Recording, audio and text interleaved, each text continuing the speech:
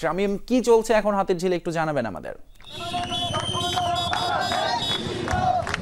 হ্যাঁ, আসলে মাত্রই সংবর্ধনা স্থলে পৌঁছেছে বাংলাদেশ নারী ফুটবল দলকে বহনকারী বাসটি। তবে বাসটি এখনও আসলে সংবর্ধনা স্থলে এসে পৌঁছাতে পারেনি। গাড়ির সামনে আসলে সমর্থকদের যে বহর ছিল সেই সমর্থকরাই মাত্র এসে পৌঁছেছেন এবং সেই গাড়ির সামনে পুলিশের যেসব গাড়িগুলো ছিল সেই সব গাড়িগুলোই আসলে এখনও প্রোটোকল দিয়েই বেশ দূরেই তারা অবস্থান করছে। এখনও তারা সংবর্ধনা স্থলে এসে পৌঁছাতে পারেননি।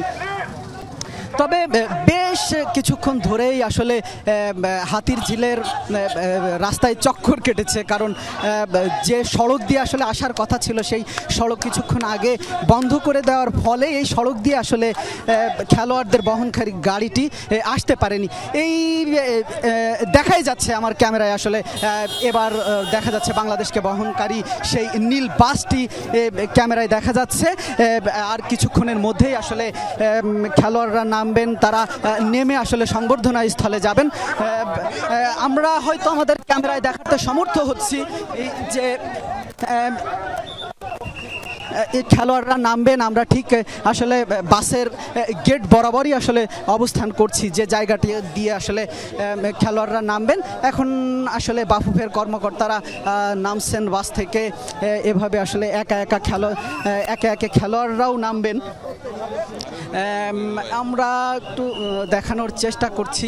রাইট, আমরা দেখতে পাচ্ছি থেকে নামছেন আসলে মেয়েরা। প্রথমে অবশ্যই দলের যে সমস্ত কর্মকর্তা রয়েছেন তারা নামবেন, তারপর নারীদেরকে নিয়ে যাওয়া হবে সোজা হাতিরঝিলের মঞ্চে। আমাদের আরেক সহকর্মী, যেমনটি আপনাদের দর্শক জানাচ্ছি যে 3 জন সহকর্মী আছেন সেখানে এই সমস্ত কিছু লাইভ আমাদেরকে দেখানোর জন্য। এই মুহূর্তে আমরা যাচ্ছি আমাদের সহকর্মী মেহেদী নাইমের কাছে। নাইম, আপনি কোথায় আছেন, কি দেখছেন একটু জানাবেন আমাদের বিস্তারিত।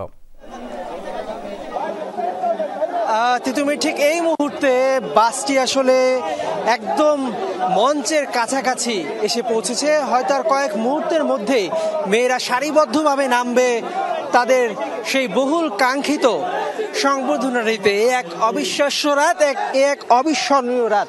আমরা দেখতে পাচ্ছি পুরোপুরি হাউসফুল আজকের এই এমপি থিয়েটার, এবং চারোদিকে দর্শক এবং ভক্তদের এই মাঝরাতেও যে ফুটবলের উন্মাদনা, সেটাই প্রমাণ করে যে এই জাতি কতটা ফুটবল পাগল, কতটা ক্রেজি।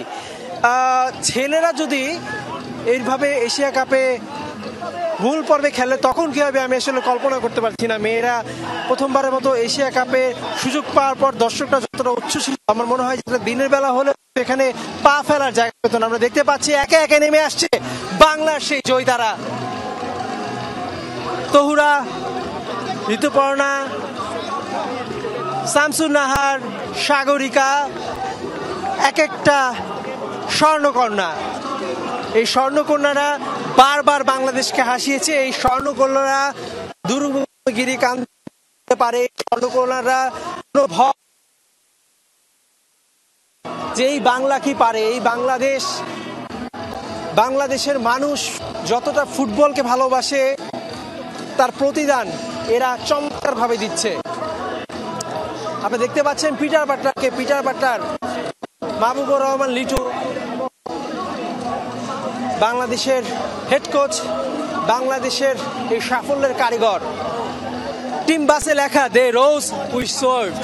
সত্যিকার অর্থেই ওরা যখন প্রস্ফুটিত হয় তখন বাংলাদেশ উজ্জ্বল হয়, বাংলাদেশ সুঘ্রাণ ছড়ায়, বাংলাদেশ গর্জে ওঠে।